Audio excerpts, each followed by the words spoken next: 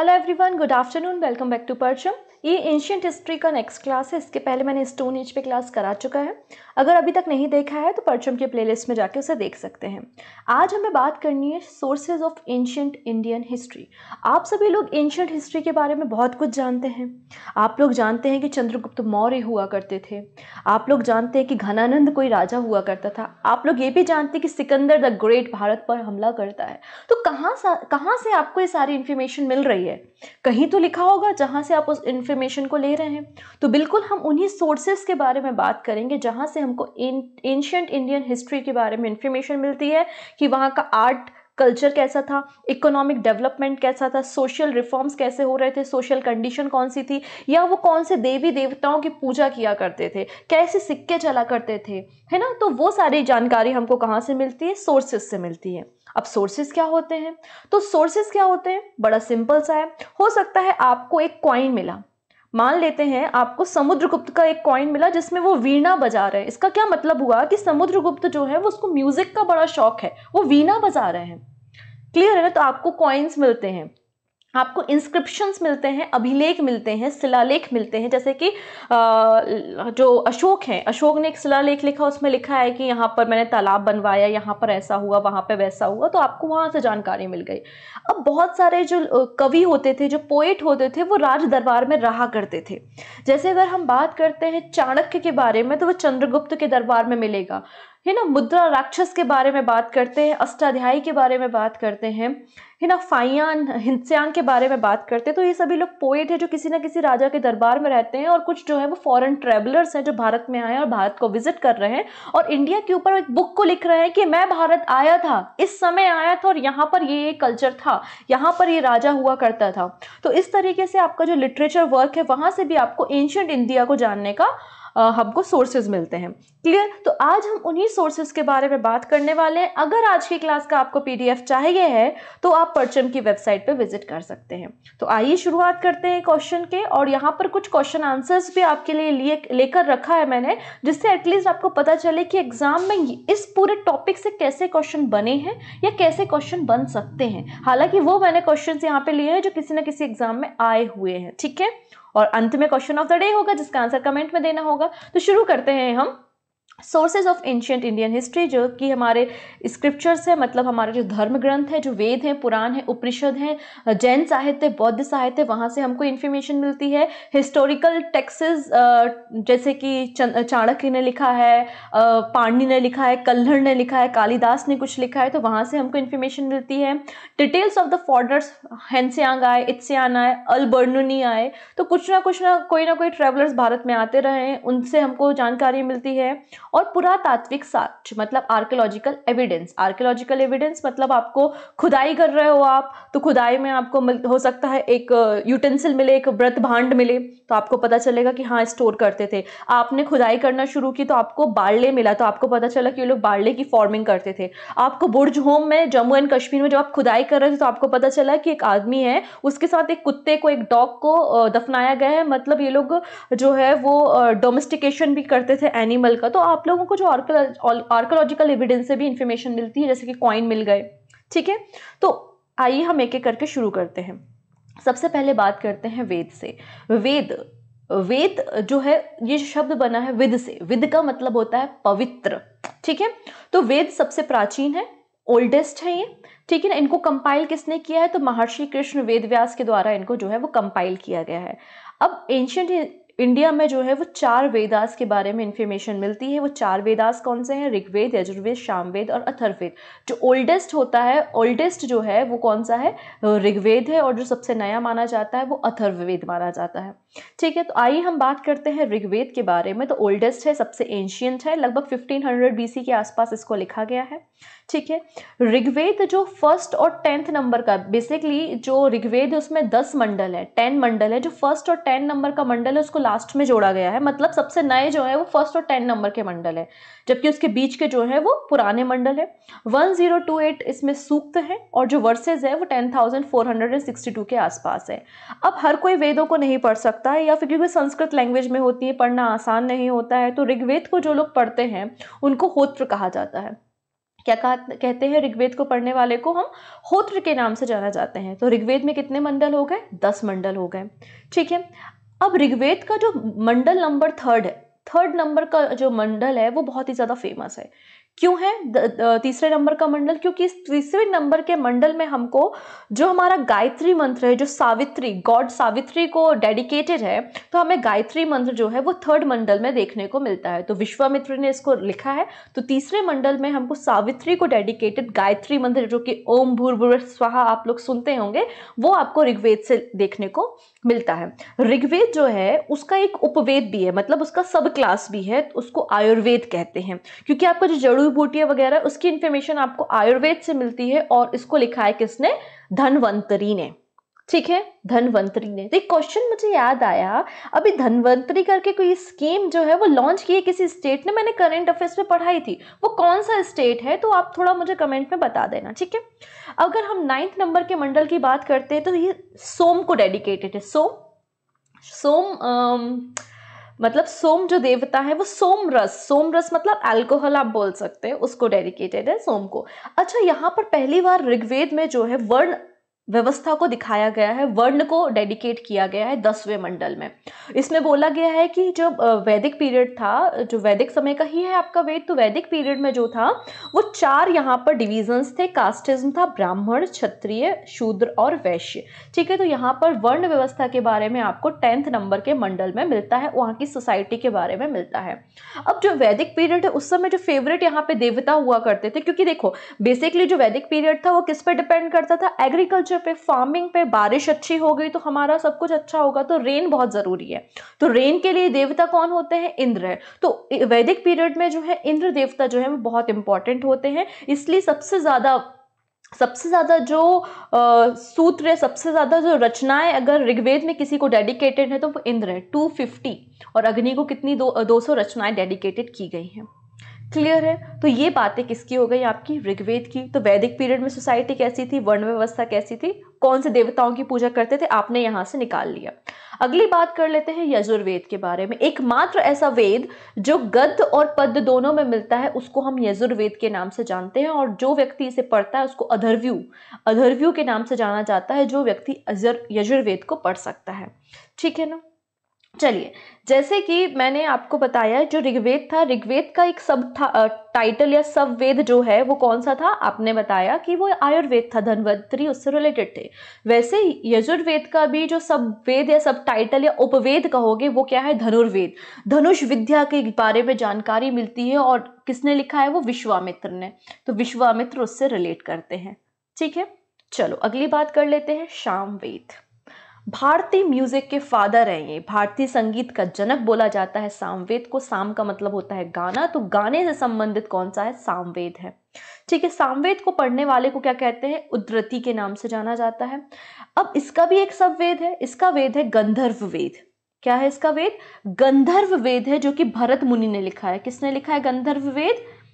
जो इसका सब टाइटल या सब वेद है सामवेद का वो है गंधर्व वेद, और किसने लिखा है? तो भरत मुनि ने लिखा है। और गंधर्व वेद किससे रिलेटेड हो जाएगा? तो म्यूजिक से, आर्ट से रिलेट हो जाएगा।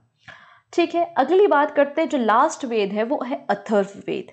बेसिकली बोला जाता है कि अथर्व ऋषि जो थे उन्होंने इसको बनाया है, इसलिए इसको अथर्व वेद कहते हैं, और कहीं जगह इसको भूषण वेद के नाम से जाना जाता है। किस नाम से जानते हैं इसको हम? भूषण वेद के नाम से भी इसको हम जानते हैं। ठीक है, अथर्व वेद में जो भी मतलब उस समय जादू टोना, काला जादू, ठीक है ना, रोग, प्रेम विवाह करना है, मैरिज करनी है, यज्ञ विधि कैसे करना है, वशीकरण कैसे करना है, क्लियर है ना, वो सारी चीजें जो है वो अथर्व वेद में मेंशन थी। तंत्र मंत्र, जानू टोना, प्रिवेंशन, डिसीजेस के उपचार, मेडिसिन, मैरिज, लव मैरिज, राजकर्मा, all are involve in the Atharvaveda. Atharvaveda का जो सब वेद है वो है शिल्प वेद। क्या है इसका? शिल्प वेद। शिल्प वेद मतलब विश्वकर्मा जी, आर्किटेक्ट बनाना, तो विश्वकर्मा जी जो है वो अथर्ववेद के शिल्प वेद से हैं। तो मैंने क्या बताया? Rigveda related to the Ayurveda, ठीक है, Yajurveda is related to Dhanurveda, Samaveda is related to the Gandharva Veda, and the Atharvaveda is related to Shilpa Veda. और शिल्प मतलब आर्किटेक्ट, और वो किससे रिलेटेड हो गए? विश्वकर्मा जी से। क्लियर हो गया। अब यहाँ पर अथर्ववेद में बोला गया है, जैसे कि एक हमारा यहाँ पे हम बैठे हुए हैं, ये एक मैं प्रजापति हूँ, मतलब मैं राजा हूँ, तो सभा और समिति जो है वो प्रजापति की पुत्रियां होती हैं, ठीक है ना। प्रजा और सभा और समिति, सभा मतलब जो हाई क्लास के मेंबर्स है उनका जो ग्रुप है उसको सभा और समिति बोला जा रहा है, ठीक है। वेदास के बाद आते हैं पुराना, ठीक है। वेद के बाद क्या लिखा गया, पुराण लिखेगा। टोटल पुराण कितने हैं, 18 पुराण है, लेकिन कुछ पुराण इंपॉर्टेंट होते हैं, जैसे कि मत्स्य पुराण, वायु पुराण, भागवत पुराण, ब्राह्मण पुराण, तो कुछ पुराण जो है वो इंपॉर्टेंट है। इसको किसने लिखा है, तो लोमहर्ष और उनके जो बेटे हैं उग्रश्रवा, उनके द्वारा इसको लिखा गया है। तो लोमहर्ष के द्वारा पुराण लिखे गए हैं। कितने पुराण है, 18 पुराण है। सबसे पुराना या एंशियंट जो है वो मत्स्य पुराण है, और मत्स्य पुराण में जो भगवान विष्णु है ना, उनके 12 अवतारों के बारे में मत्स्य पुराण में इंफॉर्मेशन मिलती है। लेकिन अभी हमको हाँ जी, तो मत्स्य पुराण से हमको जो सातवाहन डायनेस्टी था, जो आंध्र सातवाहन डायनेस्टी था, उसके बारे में इंफॉर्मेशन हमको मत्स्य पुराण से मिलती है, जो सबसे एंशियंट है। इसके बाद अगर हम विष्णु पुराण की बात करते हैं तो विष्णु पुराण जो है वो मौर्य डायनेस्टी के बारे में, वहाँ की जो सामाजिक और आर्थिक कंडीशन थी, जो भी सोशल और इकोनॉमिक कंडीशन थी, उसके बारे में हमको इन्फॉर्मेशन विष्णु पुराण से मिलती है। वायु पुराण जो है वो गुप्ता डायनेस्टी से रिलेटेड है। तो इस तरीके से पुराण जो है उससे भी हमको एंशियंट हिस्ट्री के बारे में इंफॉर्मेशन मिलती है। अच्छा, पुराण के बाद आते हैं स्मृति, ठीक है। स्मृति ग्रंथ आते हैं पुराण के बाद। तो कई सारे यहाँ पे स्मृति ग्रंथ हैं, लेकिन हमको 2 स्मृति इसके बारे में बात करनी है, मनु स्मृति और नारद स्मृति। आप लोगों ने मनु स्मृति के बारे में कई बार सुना होगा। जैसे अगर आधुनिक मॉडर्न इंडिया का मनु किसे कहते हैं, बाबा साहब अम्बेडकर को कहते हैं। क्यों कहते हैं, क्योंकि उन्होंने कॉन्स्टिट्यूशन को ड्राफ्ट किया था। जब तक कॉन्स्टिट्यूशन नहीं था, मतलब अगर एंशियंट में समझ चले जाए हम, तो एंशियंट समय में जो लॉ थे वो कैसे फॉलो होते थे, तो मनु स्मृति से फॉलो होते थे, ठीक है ना। तो इससे हमको शुंग डायनेस्टी के बारे में इंफॉर्मेशन मिलती है। तो मनु स्मृति से कहाँ की इंफॉर्मेशन मिल रही है, शुंग डायनेस्टी के बारे में इंफॉर्मेशन मिल रही है, जबकि नारद स्मृति से हमको गुप्ता एरा के बारे में इंफॉर्मेशन मिलती है। याद रखिएगा, अभी क्वेश्चन आने वाले हैं, ठीक है। चलिए, अब इसके बाद 2 महाग्रंथ भी हुए एंशियंट हिस्ट्री में, जिसको हम रामायण और महाभारत के बारे में बात करते हैं। रामायण लिखी है वाल्मीकि ऋषि ने, ठीक है। पहले स्टार्टिंग में जो था वो लगभग 12,000 इसमें श्लोक हुआ करते थे, फिर बाद में जो है वो श्लोक बढ़ते गए, और लगभग 25,000 श्लोक अभी प्रेजेंट जो है वो रामायण में हैं। रामायण जो है उसको 7 पार्ट्स में, मतलब 7 खंडों में डिवाइड किया गया है। जैसे आप लोग पढ़ते हैं, जब भगवान राम छोटे होते हैं तो उसको बाल कांड कहते हैं, फिर अयोध्या कांड, आरण्य कांड मतलब वो जंगल में है, किष्किंधा कांड, सुंदर कांड घरों में होता भी है हनुमान जी से रिलेटेड, युद्ध कांड, उत्तरकांड जब लव कुश के बारे में इंफॉर्मेशन होती है। तो रामायण के समय, उस समय सामाजिक, राजनीतिक और धार्मिक स्थिति कैसी थी, तो वो इंफॉर्मेशन हमको वाल्मीकि रामायण से देखने को मिलती है। इसको हम आदि ग्रंथ के नाम से भी जानते हैं, ठीक है। किसके नाम से जानते हैं इसको, हम आदि ग्रंथ के नाम से जानते हैं। अगर हम राम कथा का ट्रांसलेशन की बात करते हैं, तो रामायण को फर्स्ट टाइम ट्रांसलेट किसने किया था, चाइना के द्वारा किया गया था, ठीक है। अगली बात कर लेते हैं महाभारत के बारे में। तो महाभारत किसने लिखी है, महर्षि वेदव्यास ने लिखी है। स्टार्टिंग में इसमें 24,000 श्लोक थे, लेकिन धीरे धीरे बढ़ते गए, और आज प्रेजेंट 1 लाख से ऊपर ज़्यादा जो श्लोक है वो महाभारत में है। महाभारत को जय संहिता के नाम से भी जाना जाता है। वर्सेस कितने, 1 लाख के ऊपर है, ठीक है। इसको हम जय संहिता के नाम से भी जानते हैं। महाभारत जो है उसको 18 पर्वों में डिवाइड किया गया है। तो महाभारत के समय सोशल, पॉलिटिकल, रिलीजियस लोकेशंस के बारे में हमको इन्फॉर्मेशन महाभारत से मिलती है। इसके अलावा महात्मा बुद्ध और महावीर स्वामी भी आए, जैन और बौद्धिज्म भी आए, और वहाँ से भी हमको काफ़ी सारे राजाओं के बारे में इंफॉर्मेशन मिलती है, ठीक है ना। जैसे कि अगर बात करते हैं हम सबसे एंशियंट अगर बुक की बात करते हैं जो कि बुद्धिज्म से रिलेटेड है, तो वो है हीनयान की कथावस्तु। तो हीनयान की कथावस्तु सबसे एंशियंट है। अगर हम बात करते हैं बौद्ध साहित्य की, तो उसमें आता है त्रिपिटक। मैंने त्रिपिटक के बारे में ऑलरेडी आपको बताया है, मैंने बौद्ध धर्म और जैन धर्म को ऑलरेडी कवर कर चुका है, प्लेलिस्ट में आपको वीडियोस मिल जाएंगे। तो त्रिपिटक में सबसे ओल्डेस्ट है सुत्त पिटक, और सबसे ऑथेंटिकेट जो है वो सुत्त पिटक है। क्वेश्चन अगर पूछा जाता है कि बौद्ध धर्म का इंसाइक्लोपीडिया किसे कहा जाता है, तो आंसर कर दीजिएगा कि सुत्त पिटक को कहा जाता है। सुत्त पिटक में जो भी स्पीचेस थी, जो भी टीचिंग थी महात्मा बुद्ध की, वो वहां पर लिखी गई हैं। फिर विनय पिटक और अधिधम्म पिटक देखने को मिलता है, ठीक है ना। सुत्त पिटक में धार्मिक विचारों और उपदेशों का संग्रह, जैसा कि मैंने कहा। विनय पिटक में जैसे कि बौद्ध भिक्षु है वो बिहार में रहते हैं, बिहार में कैसा डिसिप्लिन होगा, कैसे वो रहेंगे, वो नियम कानून विनय पिटक में है। और अधिधम्म पिटक में भी बौद्ध दर्शन के बारे में इंफॉर्मेशन, बौद्धिज्म की फिलॉसफी के बारे में हमें अधिधम्म पिटक से पता चलता है। इसके अलावा कई और चीजें जैसे कि मिलंदपनो, मिलंदपनो में हमें मिनांडर और नागसेन के कन्वर्सेशन के बारे में इंफॉर्मेशन मिल जाती है। आगुंतर निकाय जो कि बौद्धिज्म से रिलेटेड है, हमको 16 महाजनपद के बारे में इंफॉर्मेशन मिल जाती है। दीपवंश से हमको सिंहल मतलब श्रीलंका के बारे में इंफॉर्मेशन मिल जाती है। और सारे के सारे लिटरेचर जो है वो पाली लैंग्वेज में है। अगर हम बात करते हैं जातक कथाएं, तो ये भी बुद्ध की प्रीवियस बर्थ से रिलेटेड मिलेंगी आपको, ठीक है। अगली बात करते हैं जैन धर्म के या जैन साहित्य की। तो जैन साहित्य को आगम कहा जाता है और आगम जो है वो 12 अंगों में डिवाइड है। तो जैन धर्म का जो सबसे प्राचीन प्रारंभिक इतिहास है हमको कल्प सूत्र से देखने को मिलता है। और साथ ही साथ यहाँ पे महावीर स्वामी का जो भी जीवन था, कैसा था, उसके बारे में हमें भगवती सूत्र से इंफॉर्मेशन मिलती है। भगवती सूत्र जो है उससे हमें 16 महाजनपद के बारे में भी इंफॉर्मेशन मिलती है। जैन साहित्य जो है वो संस्कृत और प्राकृत भाषा में देखने को मिलता है। अगली बात कर लेते हैं चाणक्य के बारे में। तो चाणक्य का ओरिजिनल नाम क्या होता है? विष्णुगुप्त होता है। ये जो है चाणक्य ने क्या लिखा है? अर्थशास्त्र, राजनीति पे, पॉलिटिक्स पे जो पहली बुक मानी जाती है वो चाणक्य का अर्थशास्त्र मानी जाती है। और ये मौर्य डायनेस्टी से रिलेटेड है। चंद्रगुप्त मौर्य के दरबार में रहा करते थे। तो मौर्य काल का जो भी क्या था उस समय, व्यवस्थाएं कैसी थी, तो मौर्य काल का इतिहास के बारे में हमको चाणक्य के अर्थशास्त्र से जानकारी मिलती है। कल्हड़ की बात करते हैं। तो कल्हड़ ने एक पुस्तक लिखी है जिसका नाम है राजतरंगिनी। तो राजतरंगिनी में बेसिकली कश्मीर की सुंदरता के बारे में, कश्मीर के इतिहास के बारे में, कश्मीर के राजाओं के बारे में हमें कल्हड़ की राजतरंगिनी से इंफॉर्मेशन मिल जाती है। पणिनि की है अष्टाध्यायी, संस्कृत व्याकरण की पहली बुक जो है वो अष्टाध्यायी मांगी जाती है।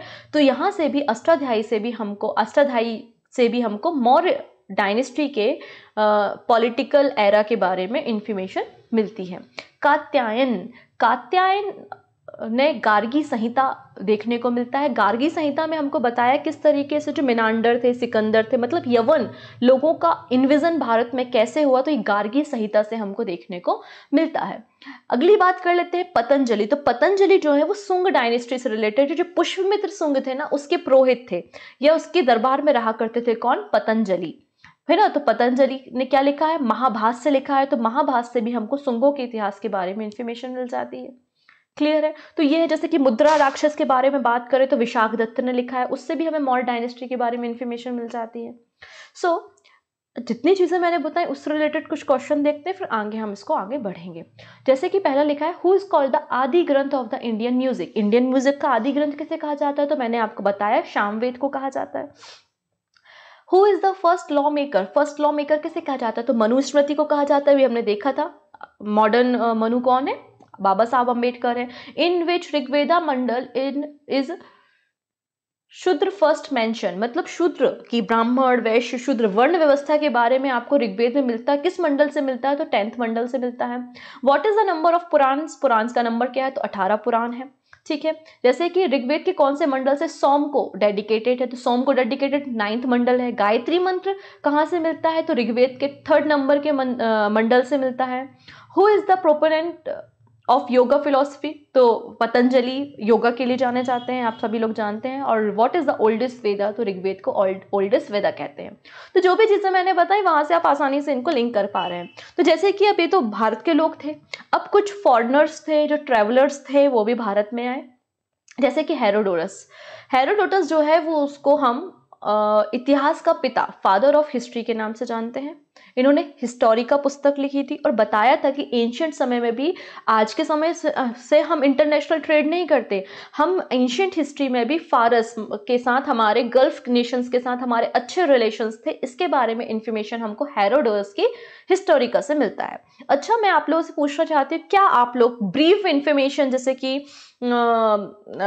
इतिहास जो है, चाहे वो रशिया का इतिहास हो, चाइना का इतिहास हो या तुर्की का इतिहास हो, एटसेट्रा एटसेट्रा, अलग अलग जो एम्पायर थे, ऑटोमन एम्पायर था, यूनान का एम्पायर था, अगर उनके बारे में ब्रीफ इंफॉर्मेशन चाहते हैं आप, तो आप मुझे कमेंट में बताइएगा। आप लोगों का कमेंट के अकॉर्डिंग ही उस पर वीडियो बनाया जाएगा।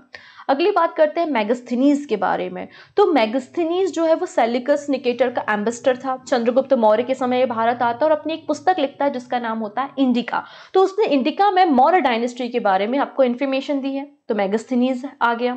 अगली बात करते हैं डाईमेकस। तो डाईमेकस जो है वो बिंदुसार के दरबार में आता है, तो बिंदुसार के दरबार के बारे में हमको इन्फॉर्मेशन डाईमेकस से मिलती है। डायनोनिसियस ये अशोक के दरबार में आया था, तो अशोक के दरबार के बारे में, अशोक के बारे में हमको इन्फॉर्मेशन डायनोसियस से मिलती है। अगर हम बात करते हैं टॉलमी, तो टॉलमी ने भारत का भूगोल नाम से पुस्तक लिखी है। भारत में किस तरीके से भारत का ज्योग्राफी है वो हमें टॉलमी की बुक से मिलता है। प्लिनी ने नेचुरल हिस्ट्री नाम से बुक लिखी है, इससे भी हमें भारत की ज्योग्राफिकल लोकेशन के बारे में, भारत के क्लाइमेट के बारे में इंफॉर्मेशन मिलती है। अगली बात करते हैं हेनचांग। हेनचांग जो है वो हर्षवर्धन के समय भारत आया था, एक चीनी ट्रैवलर था, ठीक है, जो कि नालंदा में भी रहा, फिर है ना, नालंदा में और बिहार के विक्रमशिला वगैरह में स्टडी करता था और बौद्ध ग्रंथों को भी स्टडी करने का और इकट्ठा कर बौद्ध ग्रंथों को वो अपने साथ ले भी गया था। इसने सु यू की नाम से एक रचना लिखी है जिसमें हर्षवर्धन और भारत में जब उसने विजिट किया तो उन सब के बारे में इंफॉर्मेशन हेनचांग से मिलती है। तो हर्षवर्धन के शासनकाल से हेनचांग है। फाइयान के बारे में बात करते हैं तो गुप्ता पीरियड से रिलेटेड है। चंद्रगुप्त सेकंड के समय जो है वो चाइनीज ट्रेवलर चंद्रगुप्त सेकंड के समय आता है और गुप्ता डायनेस्टी के बारे में फाइयान लिखता है। अगर हम बात करते हैं अल-बर्नी, तो अल-बर्नी जो है वो मोहम्मद गजनवी का जब इन्विजन होता है, जब अरबों का इन्विजन भारत में होता है, तो उनके साथ अल-बर्नी भारत आता है और किताब उल हिंद, ठीक है ना, किताब उल हिंद की रचना, भारत की खोज जो है वो अल-बर्नी के द्वारा लिखी गई है। इब्न बतूता भारत आता है ना, मोहम्मद बिन तुगलक का समय होता है और रेहला नाम की पुस्तक लिखता है, तो इससे हमें मिडिवल इंडिया के बारे में इंफॉर्मेशन मिल जाती है, ठीक है। अगली बात कर लेते हैं तारानाथ। ये जो है वो तिब्बतन राइटर है, ये भारत आता है और कंग्यूर और तंग्यूर नाम से दो रचनाएं लिखता है। मार्को पोलो 13वीं सेंचुरी में भारत आता है और ये पांड्य डायनेस्टी को विजिट करता है। कौन? Marco Polo. समय पे भारत आए, अपनी बुक्स को लिखा और हमें अपनी भारत की इंफॉर्मेशन इन्होंने दी, ठीक है। चलो, तो ये क्वेश्चन ऑफ द डे है, इसका आंसर आप हमको कमेंट में बताइएगा कि वायु पुराण बिलोंग्स टू विच डायनेस्टी। तो वायु पुराण का संबंध किससे है ये आप हमको बताएंगे। अभी आप इसको खत्म मत मानिएगा, इसका सेकेंड पार्ट भी आएगा, है ना, जल्दी ही हम इसका सेकेंड पार्ट आपके सामने लाएंगे जहाँ पे हम इंस्क्रिप्शन, कॉइन, शिलालेख, सिक्कों के बारे में बात करेंगे, ठीक है। एक रचना छूट गई है, मालविका अग्निमित्रम, तो ये कालिदास की है और इससे भी आपको सुंग डायनेस्टी के बारे में ही पता चलता है। फिर ठीक है, बाणभट्ट का आपने सुना होगा, बाणभट्ट के रचनाओं से आपको जो है राजा हर्षवर्धन के बारे में पता चलता है। ऐसी कई सारी रचनाएं हैं जिनसे हमको एंशिएंट हिस्ट्री के बारे में इंफॉर्मेशन मिलती है। रिमेनिंग बातें हम नेक्स्ट सेशन में करेंगे, तब तक टेक केयर, बाय बाय।